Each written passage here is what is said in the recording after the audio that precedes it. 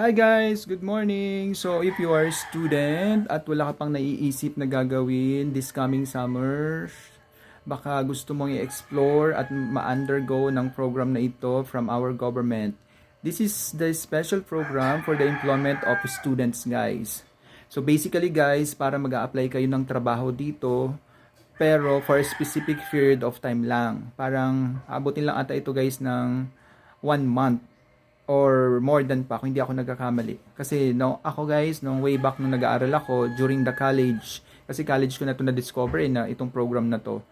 Uh, 2 times ko to guys na napakinabangan under the provincial government program. So, basically guys, kung gusto niyo maging undergo nito, magsasubmit kayo ng ilang mga requirements na sasabihin nila at there are some exams and interviews. So, kapag nakapasa kayo dito guys, ay pwede na kayo ma-undergo ng special program for the employment of students.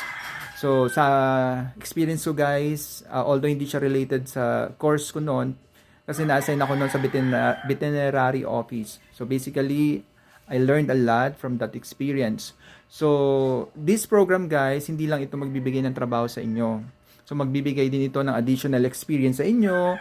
It will help also to boost your confidence at saka mabigyan din kayo ng additional skills.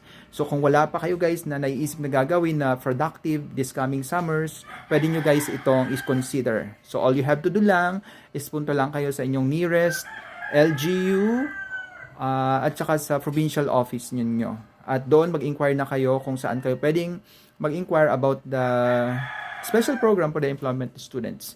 So, go na kayo guys kasi first come, first serve lang ito. At yun lang, meron lang specific numbers of applicant na i-accept nila. So, hindi ko na alam guys kung anong schedule for the specific LGUs and provincial government.